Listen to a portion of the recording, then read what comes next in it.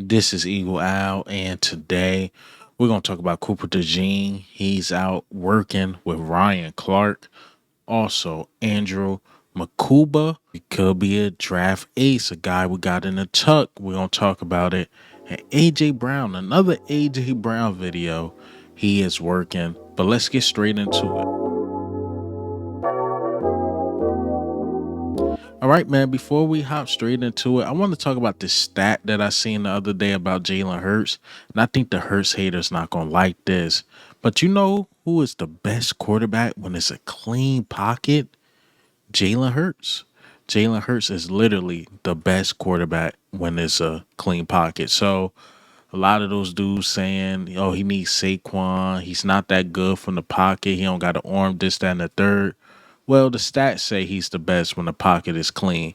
So I'm just saying, don't let the false narratives derail you on your thinking about Jalen Hurts. Jalen Hurts is a top tier quarterback in this league.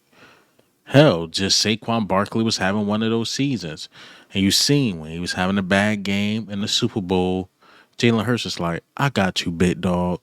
When Saquon wasn't having the best game in Pittsburgh, Jalen Hurts, I got you, bit dog. So look, Jalen Hurts can take over a game, but Jalen Hurts is extremely unselfish. And that's what I like about Jalen Hurts, because some of these quarterbacks can get caught up in stats. Oh my God, if I don't hit this incentive, I don't get my bonus, this, that, and the third.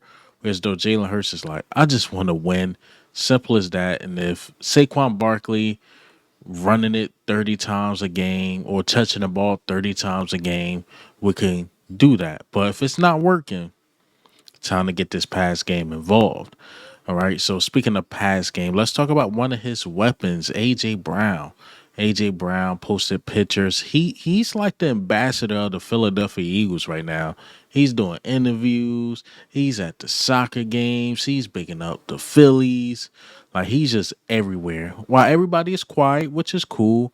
I seen Devontae Smith post a little bit. Jalen Hurts is being Jalen Hurts, staying out the spotlight. Saquon, you see him here and there. You seen him on the Hot One show, but AJ Brown been pushing that narrative, like a good narrative, like I'm an Eagle, I am here, and I gotta respect it. AJ Brown been everywhere. Hell, he been the one giving the content. So shout out to AJ Brown. Keep putting in the work, doing what you got to do. Like I always say about AJ Brown, man, he is the wide receiver you want because he got paid. I always say he could lay back. He could do whatever he want. He could be sitting on the beach, on the island, sipping some wine or some type of drink. Nah, I'm out here working. Of course, I believe he found time for him, his lady, his kids. But at the same time, he's still a professional. He's going to put in the work. He's going to do what he have to do to be the best. So shout out to AJ Brown. And speaking of a guy that's working and grinding, Cooper DeJean. Cooper DeJean was out working with Ryan Clark. Ryan Clark posted like a funny moment of him like falling or something like that. And Cooper DeJean still finished the workout. He was like, look, you fell, but I'm finishing this workout. Even like CJ Gardner Johnson laughed at it, put some in the quote tweets. A lot of people thought he was dissing Cooper DeJean. I highly doubt it. It's like, bro, like, come on, Ryan Clark, you all falling. It is a bad look. So I like this for Cooper DeJean. I really, really do. You know, I said, or I believe he's gonna have that type of season. It's going to be hard not to consider him an all pro. I think he's going to catch more interceptions because remember, he only caught one in the Super Bowl in the biggest moment. But yeah, I think Cooper DeJean is going to have more of a impact in the regular season, meaning like more turnovers. He had opportunities, but couldn't take full advantage of them.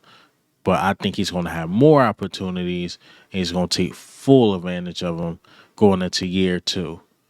Year one was phenomenal. I don't see any fall off. I think he's going to stay on the right track. Even while offensive coordinators try to study our defense, I think Vic Fangio is going to have Cooper DeJean right in the right spots. And then we get a full Cooper DeJean training camp, OTAs, So he's going to be like fully available because remember the first time we seen Cooper DeJean on the field was a preseason game against the Vikings. Even in my head, I'm like, he's just not ready yet. It just didn't look good. But as the season went on, he had to take Avonte Maddox' spot because Avonte Maddox wasn't playing at a high level. He did not look good, but he took that spot, and the rest is history. The rest is history. And hell, Vic Fangio even said like we're not even gonna move him. So shout out to Cooper DeJean working, grinding, being the best slot corner we had in a long time. You know, Avonte Maddox was that guy, and now he passed the torch, or hell, Cooper DeJean took the torch, and now he's that guy. And I can't wait to see the season he have. So last but certainly not least, let's get into this last topic. Let's talk a little draft talk. Like I told y'all, every single video I'm gonna try to get in some draft talk. And the latest guy, it wasn't a visit, but it's more of a report that the Eagles have interest in Andrew Mukuba. Now, we haven't visited many safeties, top 30 visit, but this is an interesting guy. This is a guy that's projected to go like third roundish, maybe late second round. So right in the range where the Philadelphia Eagles will be at. And I was doing some studying on him. I know a couple people mentioned him before. Like, we don't get Malachi starts. This is the next guy to get because this, that, and the third. Like, he could play. He reminds you of CJ Gardner Johnson, the way he goes downhill. He got really good instincts. I think he caught about 5 picks last year or his last year in college. So he could play. He could play ball for sure. So I looked on TikTok, see like a couple guys talk about on YouTube, seen some highlights, seen some flaws in his game and also the greatness of his game. Just watching like college guys really break him down. So it looked like he'd be a good fit. And he does remind me of CJ Gardner Johnson a bit. But let me play this clip I seen on TikTok and this guy like break down his instincts. But let me go ahead and play it. Unequivocally, undoubtedly, I'm in love with Andrew Mukuba. I love watching him play. I know the term five-tool player is typically a baseball term, but Andrew Mukuba easily fits the five-tool player mold. Staying on the baseball side, his range and his IQ is unparalleled. His range and IQ reminds me of 2010's GOAT Kevin Pillar.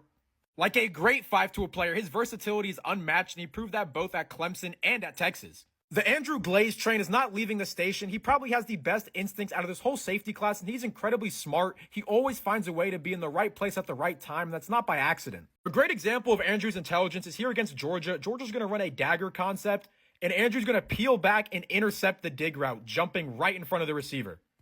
Another strength that Andrew has that a lot of other players in this class don't have is how good they are downhill. Andrew is a monster when he's coming downhill. He reminds me of a little ankle biter, and I want little ankle biters in my secondary and on my team.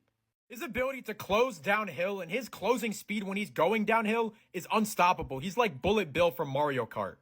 Some guys, whenever you watch them, they just have this natural feel, this sixth sense for the game, and Andrew has that, and he has it to the highest degree.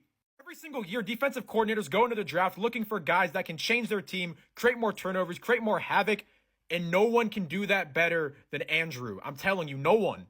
My favorite landing spot for Andrew is probably Baltimore. I know that sounds incredibly greedy because it is, but having him and Kyle Hamilton as your safety duo, get the lotion.